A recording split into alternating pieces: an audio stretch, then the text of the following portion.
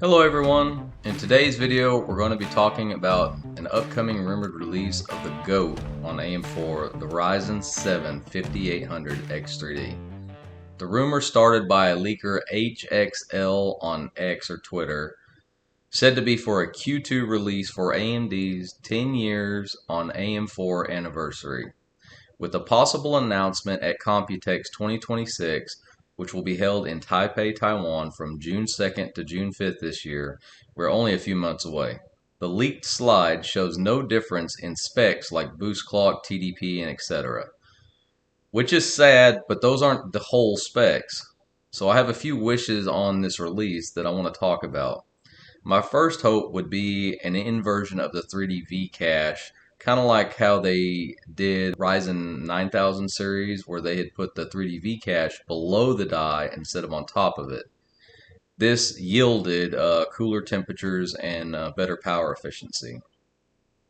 However, I don't think this will be the case because if it was that easy as simply changing the process during manufacturing by inverting it, I believe that AMD would have already done this with their newest Ryzen 7000 series X3D chip, the 7500 X3D, which they didn't and was only released about a half a year ago in November.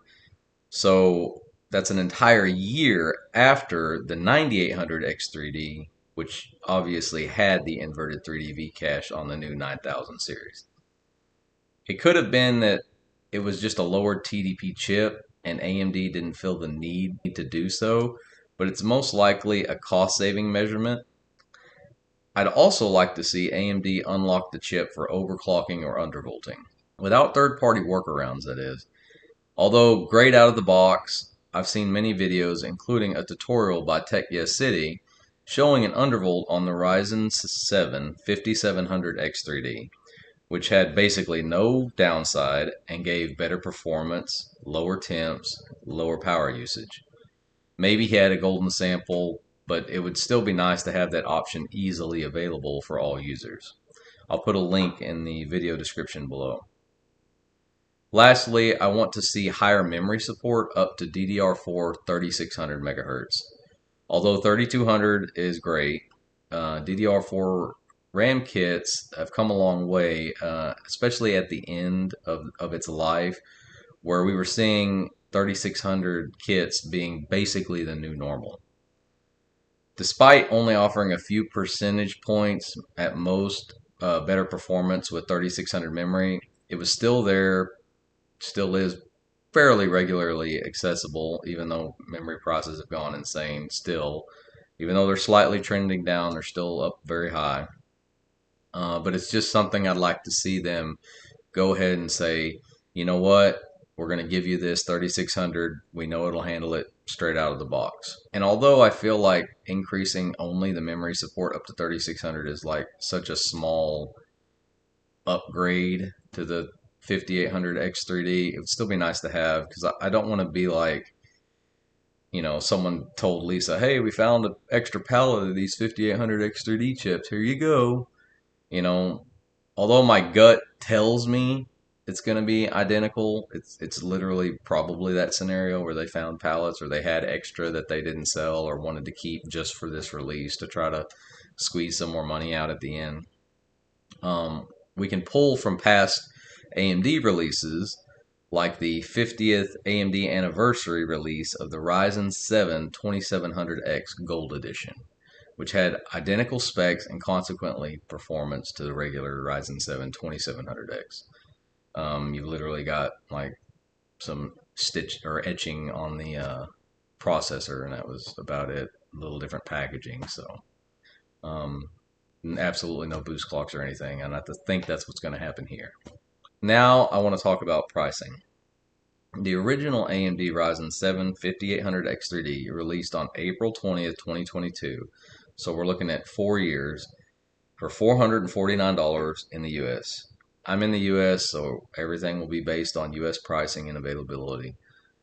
Lowest price here was around $269, but regularly around $329 there until the end when it became unobtainium. So currently, the Ryzen 5700 X3D is $329 on Amazon. despite some of the AM5 X3D chips going for cheaper, like the 7600 X3D for $199 at Micro Center, if you're lucky enough to live by one, or just $229 all day on Amazon. Even though this has better performance than the 5700 X3D, for, we're getting what, 70-ish% cheaper price.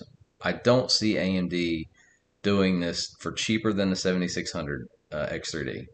You've got stock issues, you've got availability, demand. They're wanting to move off of older manufacturing processes onto the latest and greatest, so I understand that. The 5700 X3D is currently selling for higher, even though it has worse performance than the 7600 X3D. So AMD will likely not slash prices for both the 5800 X3D and the 5700 X3D, just so that it can fit on some people's charts for price to performance basis.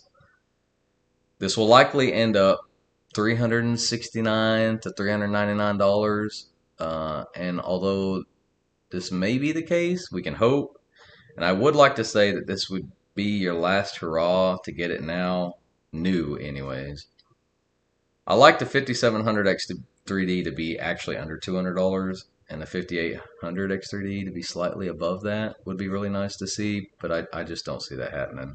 If I were to have the choice between the 5700 X3D and the 5800 X3D right now, and this is talking about upgrading in socket, you've already got the AM4 platform, and we're talking a $40 to $70 difference, and that's in my scenario with the 5700 X3D at $329 and the 5800 X3D at $369 to $399.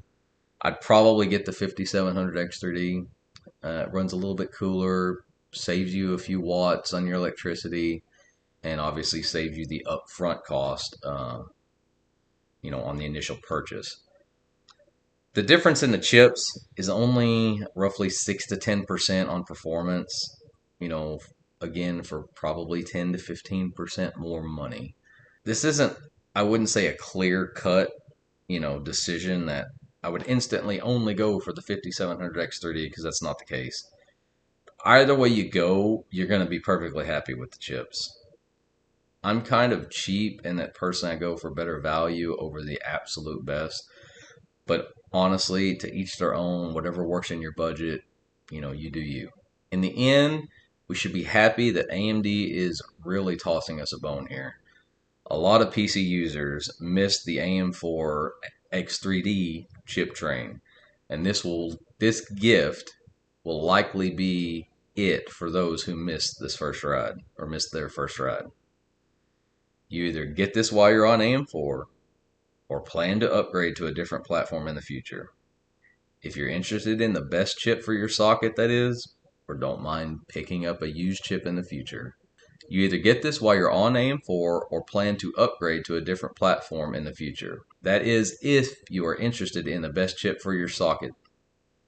If you don't mind picking up a used one in the future, you can do that as well.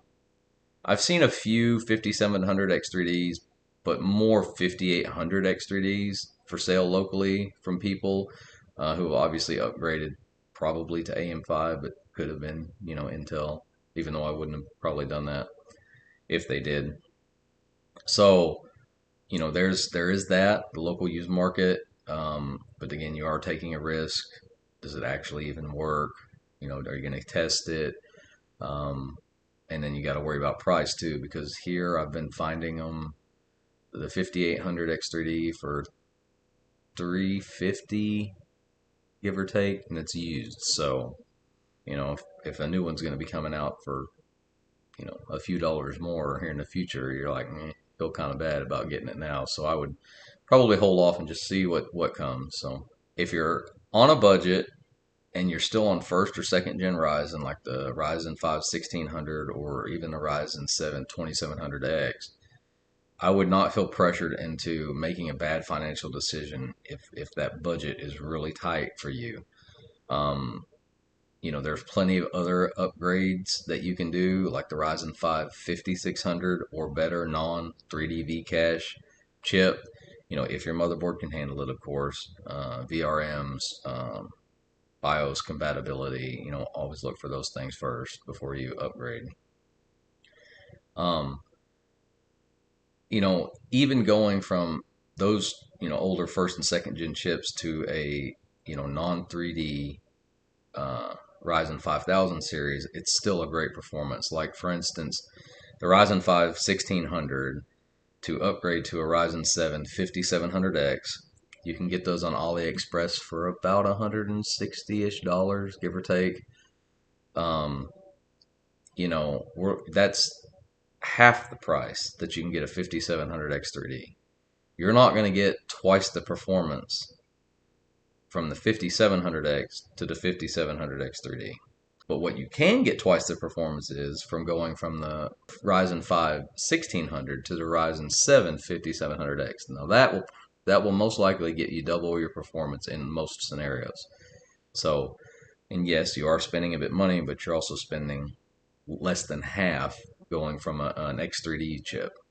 So, then again, this is on, if you're on a budget, you have to work within your confines there. That's about it that I wanted to talk about the Ryzen 7 5800X3D release. I'll be doing another video soon on my thoughts on the Ryzen 5000 series specifically, as well as bringing you some more build videos on some of my sleepers. So I'm excited on a couple of them that are coming up. So in the meantime, thank you for watching.